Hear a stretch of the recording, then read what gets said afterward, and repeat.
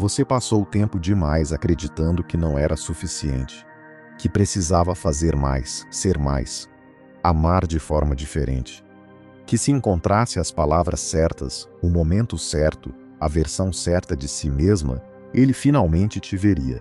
Mas agora você sabe, ele nunca te viu. Não porque você não era visível, mas porque ele não estava olhando para você.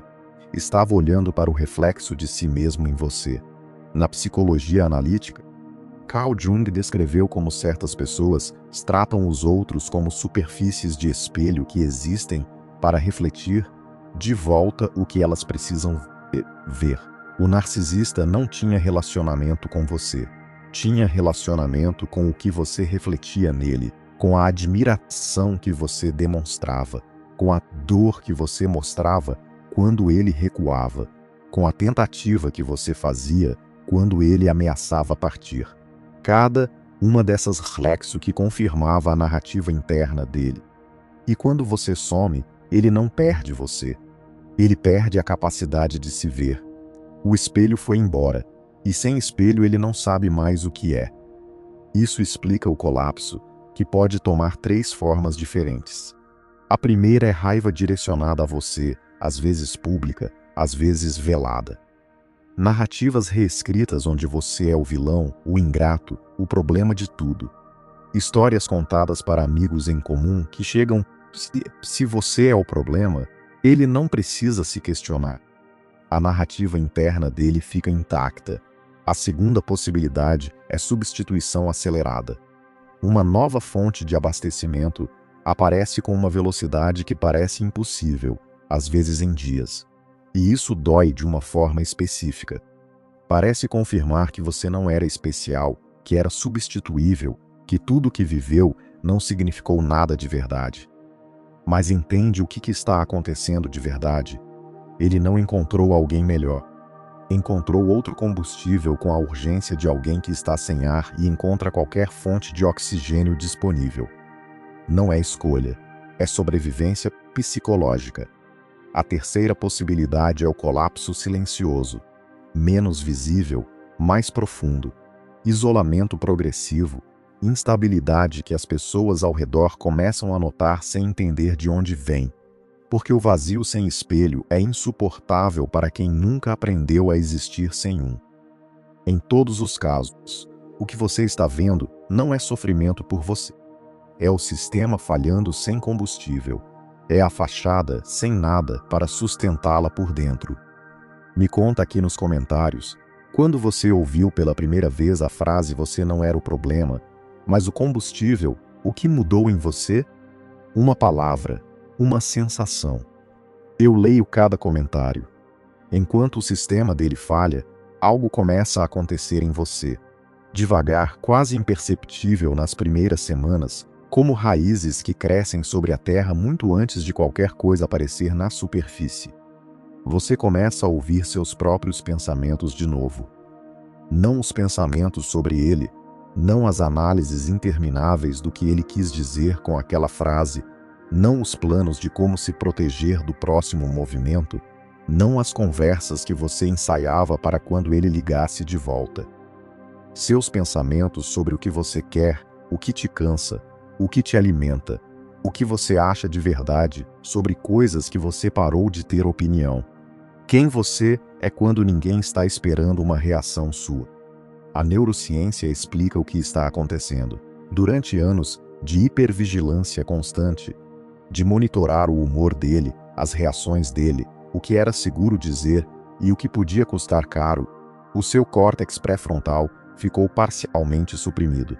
É a parte mais evoluída do seu cérebro, a sede do raciocínio, dos valores, das decisões conscientes. Sob estresse crônico e imprevisível, ele funciona com menos eficiência. Porque o cérebro em modo de sobrevivência não tem recursos para planejamento de longo prazo, não tem espaço para contemplação, só para a próxima ameaça. Com a remoção do estressor crônico, o córtex pré-frontal começa a voltar online, gradualmente, não de uma vez, e com ele a capacidade de tomar decisões a partir de valores, não de medo, não de antecipação da reação dele. De valores, os seus. que você talvez não ouvia há muito tempo. E junto com isso começa algo ainda mais profundo, a pergunta sobre quem você era antes. Não para voltar a ser exatamente essa pessoa, mas para encontrar o fio que conecta quem você era ao que você quer se tornar. Você não era insuficiente. Você era invisível para alguém que só sabia enxergar reflexos. Não reflexos de você, reflexos de si mesmo. Essa distinção muda tudo. Porque ela dissolve anos de uma pergunta que não tinha resposta possível. O que eu fiz de errado? A resposta é: nada que pudesse mudar o resultado. Porque o resultado não dependia de você. Dependia da arquitetura dele. Quando você para de precisar do espelho dele, acontece um paradoxo que poucos nomeiam. Enquanto você estava com ele, você também usava um espelho, o dele. Você se via através dos olhos dele. Se perguntava se era suficiente pelos critérios dele. Media seu valor pela temperatura do olhar dele. Quando ele aprovava, você se sentia inteira. Quando ele recuava, você duvidava de tudo. Não porque você é narcisista, mas porque humanos em relacionamentos íntimos naturalmente se veem refletidos em quem amam. O problema é quando o espelho que você escolhe é distorcido. Quando o reflexo que volta não é você. É a versão de você que serve ao sistema dele. Marco Aurélio não precisava que Roma aprovasse seus pensamentos para que eles fossem verdadeiros. Epicteto não precisava que seu senhor reconhecesse sua dignidade para que ela existisse. Presença é quando você para de procurar nos olhos dos outros a resposta para quem você é e começa a encontrar essa resposta dentro. Não de uma vez. Aos poucos. Como o músculo que ficou sem uso por muito tempo, que dói no começo quando você o ativa, que treme com o esforço não familiar, mas que com o tempo se torna a estrutura mais confiável que você tem.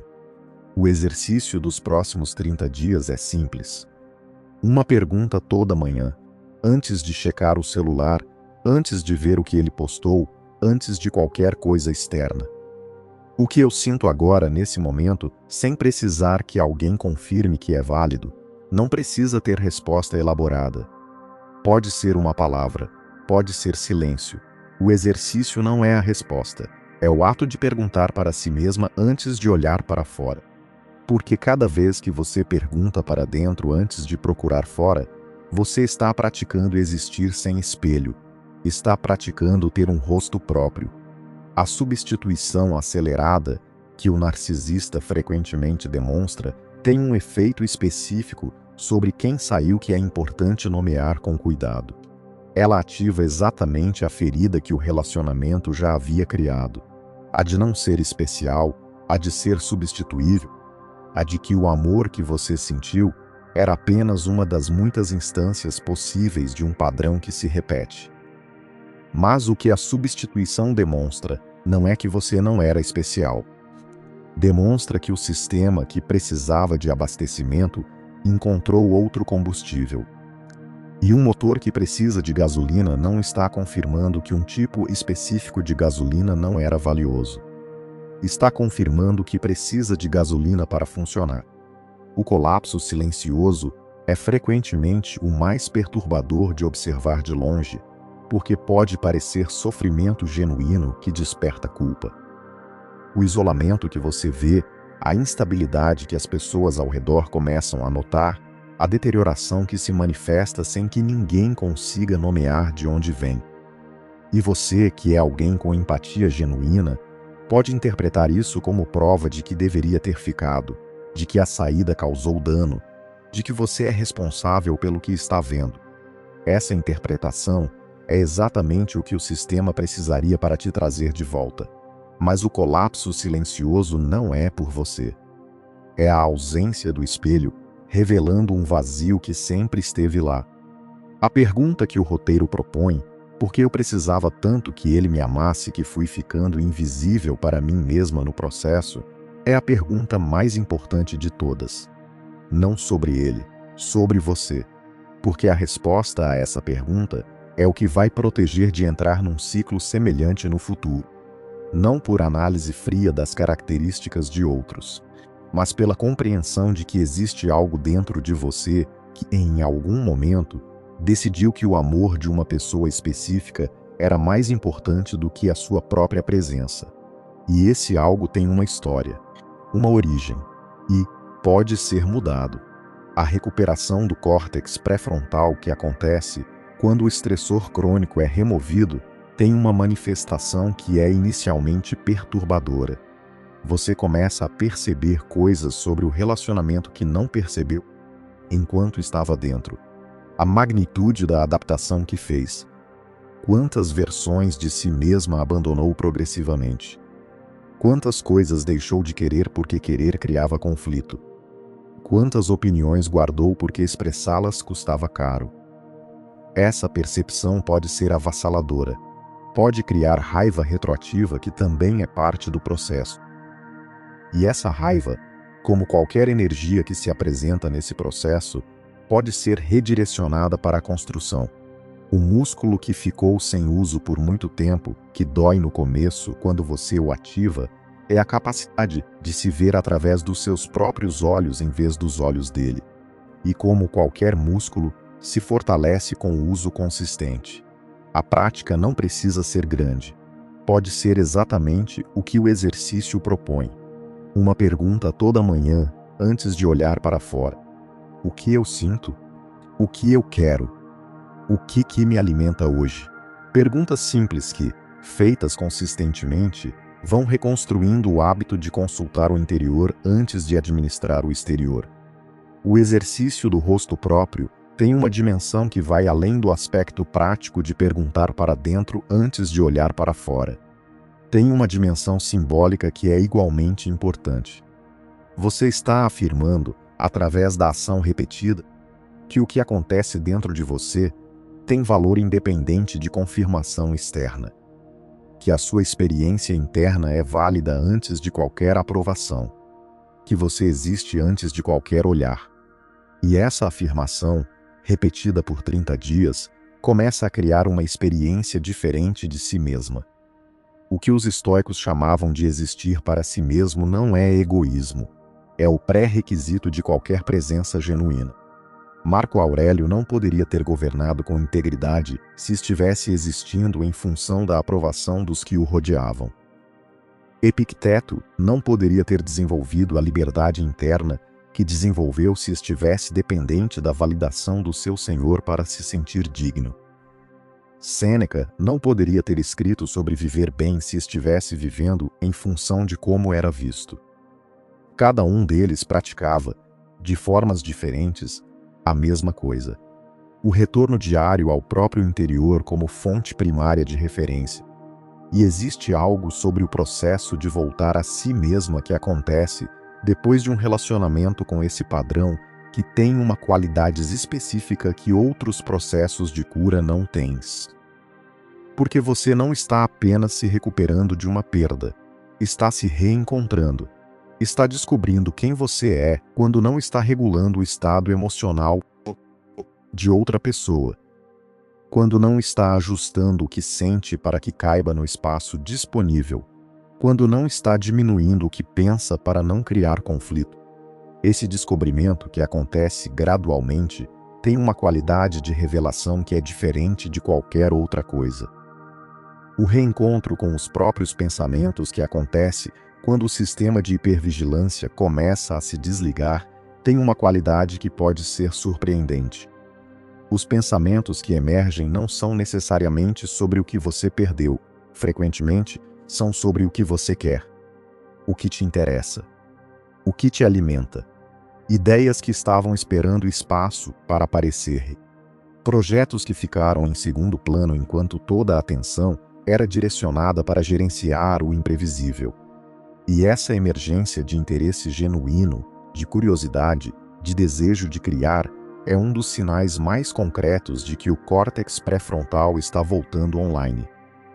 A raiva retroativa que frequentemente aparece quando o córtex pré-frontal volta a funcionar com mais eficiência é parte do processo e não é sinal de que você está indo para trás. É o oposto. É o que acontece quando você começa a ver com mais clareza o que aconteceu, sem a névoa do estresse crônico que antes tornava a visão turva. A raiva é informação. Confirma que o que aconteceu não estava certo. Confirma que você percebe a diferença entre como foi e como deveria ter sido. E raiva percebida, reconhecida e eventualmente direcionada é muito mais útil do que raiva suprimida que se manifesta como dúvida. A distinção entre não ser suficiente e ser invisível para alguém que só enxerga reflexos tem uma implicação prática que vale nomear explicitamente. Não ser suficiente é um problema que você poderia, em teoria, resolver. Ser mais paciente, mais presente, mais compreensiva, mais qualquer coisa que o sistema solicitasse. A invisibilidade não tem solução do seu lado, porque a incapacidade de ver além do próprio reflexo não está em você, está no mecanismo de percepção dele. E você não pode consertar o mecanismo de percepção de outra pessoa, por mais amor que dedique. Presença, no sentido estoico que o roteiro descreve, não é uma conquista que se alcança uma vez e mantém permanentemente. É uma prática diária de retorno. Marco Aurélio retornava ao interior todo dia através das meditações. Epicteto retornava através do ensino constante dos princípios que havia internalizado. Sêneca retornava através das cartas que escrevia para Lucílio sobre como viver. Cada um deles tinha uma forma própria de praticar o retorno ao próprio centro. O exercício do rosto próprio é a sua forma. Uma pergunta por dia, antes de qualquer coisa externa. O que o roteiro chama de ter um rosto próprio tem uma imagem específica na filosofia estoica que vai além da metáfora do espelho. Para os estoicos, o interior que cada um cultiva é o único território verdadeiramente livre. O único que não pode ser tomado, distorcido ou destruído por forças externas. Marco Aurélio podia perder batalhas, mas não podia perder o que construiu na escrita noturna, desde que continuasse a prática.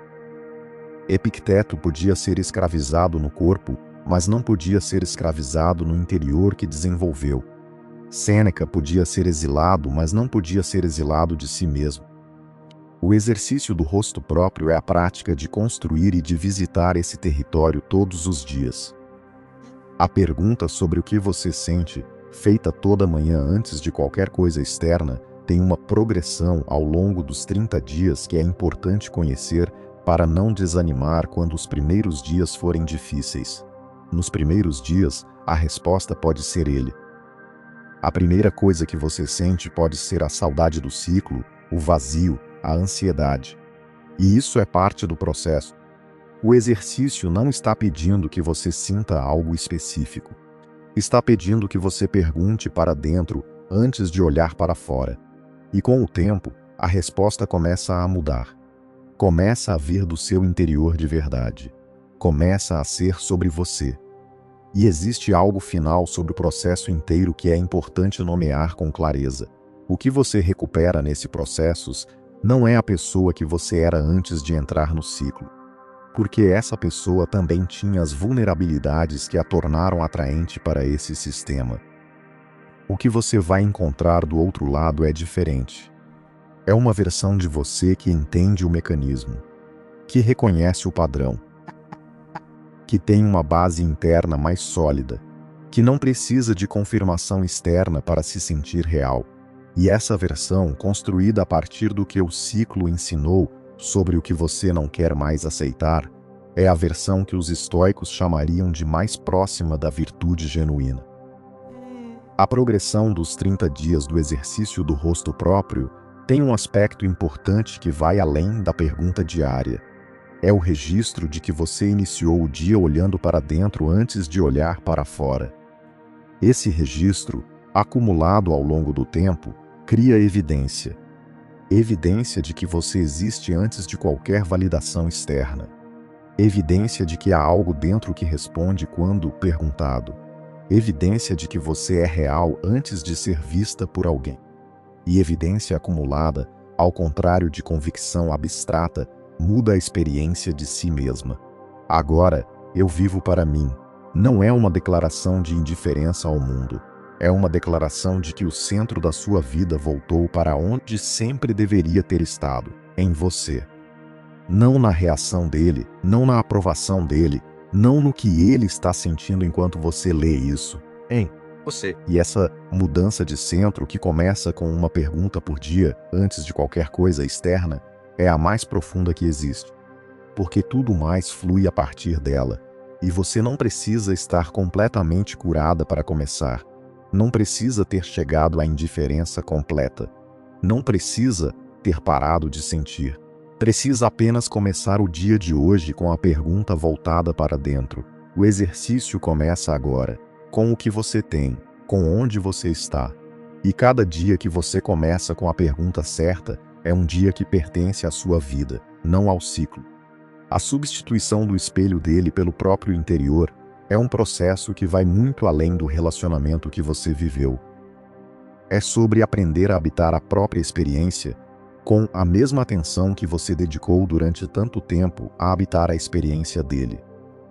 A mesma sensibilidade que direcionava para captar os microsinais de mudança no humor dele pode ser direcionada para captar o que acontece dentro de você. A mesma dedicação que aplicava para entender o que ele precisava pode ser aplicada para entender o que você precisa. E essa redireção de atenção, de fora para dentro, é o cerne de tudo que o exercício do rosto próprio propõe. O narcisista vai encontrar outro espelho ou vai se despedaçar sem um. Em qualquer um dos dois casos, isso não é mais a sua história. A sua história agora é outra. É sobre um rosto que começou a aparecer quando o reflexo dele saiu do caminho. É sobre uma voz que começou a ser ouvida quando você parou de tentar traduzir a dele. É sobre uma presença que começou a se consolidar quando você parou de se dissolver para caber no espaço que ele deixava. E essa presença, construída pergunta por pergunta, dia por dia, é a sua. Não precisa de espelho para existir. Não precisa de aprovação para ser real. Existe uma pergunta que o exercício do rosto próprio vai revelar ao longo de 30 dias que nenhum espelho externo poderia revelar. O que você quer, quando ninguém mais está definindo o que você deve ser? Essa pergunta é a mais importante, e a resposta vai mudando. Todos os dias. E a construção do rosto próprio não é dramática. É uma pergunta por dia, antes de qualquer coisa externa, antes de checar o que ele postou, antes de verificar se respondeu, antes de administrar qualquer estado que não é seu. Uma pergunta. O que eu sinto agora? A recuperação do que o ciclo silenciou não é rápida, mas é real. E uma vez que começa, não para. Cada pergunta feita antes de olhar para fora é um passo. E os passos se acumulam. Agora eu vivo para mim. Começando com uma pergunta. Agora. E o que emerge quando você para de usar o espelho do outro para se ver, tem uma qualidade que nenhum espelho poderia refletir. É genuíno. É seu. É real independente de qualquer olhar externo. E isso não precisa de validação para ser verdadeiro. E a construção que começa agora, uma pergunta por dia antes de qualquer coisa externa, é a mais silenciosa e, ao mesmo tempo, a mais profunda que existe. Porque é a que volta o centro para onde sempre deveria ter estado, em você. E o rosto que vai aparecer, pergunta por pergunta, não é novo. É o que estava lá antes de ser obscurecido pelo reflexo dele. É o que sempre foi seu. E esse rosto, que começou a aparecer quando o reflexo dele saiu do caminho, vai se tornando mais familiar a cada pergunta feita antes de olhar para fora. E a prática do rosto próprio não exige que você esteja bem para começar. Exige apenas que você comece, com o que tem, onde está, agora. E existir para si mesma no sentido estoico que Marco Aurélio praticava todas as noites, não é egoísmo. É o único caminho para a presença genuína. Porque você não pode oferecer presença real a ninguém enquanto estiver ausente de si mesma. E a versão de você que emerge desse processo não é mais vulnerável ao mesmo padrão. Porque entende o mecanismo. E entendimento não elimina a possibilidade de sentir profundamente. Elimina a possibilidade de não ver o que está acontecendo. E isso muda tudo, definitivamente. De dentro para fora, sem precisar de espelho. E você já tem tudo o que precisa para fazer essa primeira pergunta amanhã de manhã. E o centro da sua vida voltou para você, para onde sempre deveria ter estado. Agora eu vivo para mim, primeiro e sempre. E isso genuinamente é tudo o que é necessário. Se algo do que foi falado aqui chegou em você, se você se reconheceu nessa invisibilidade de quem era visto apenas como reflexo, eu te convido a conhecer um método. Devagar, tudo muda. É um caminho de desenvolvimento emocional que vai te ajudar a entender genuinamente por que precisava tanto que ele te visse para se sentir visível, a construir a capacidade real de se ver independente do que o outro reflete, e a criar, com cuidado genuíno e com a consistência que esse processo pede, uma presença interna que não depende de espelhos para existir de verdade. O link está na descrição desse vídeo. Se esse conteúdo chegou onde devia, compartilha com alguém que você sabe que precisa ouvir isso. Aquela pessoa que ainda está se perguntando o que fez de errado, que ainda está tentando ser mais, para que ele finalmente a veja, que precisa ouvir que o problema nunca foi visibilidade, foi a natureza do espelho que escolheu. E se ainda não acompanha o canal, inscreve-se agora, pois toda semana tem conteúdo novo por aqui, pensado com cuidado para pessoas que estão levando o próprio desenvolvimento a sério. Ativa o sininho para continuar essa jornada e ficar por dentro dos próximos conteúdos. Vejo você no próximo vídeo. Lembre-se, devagar tudo muda.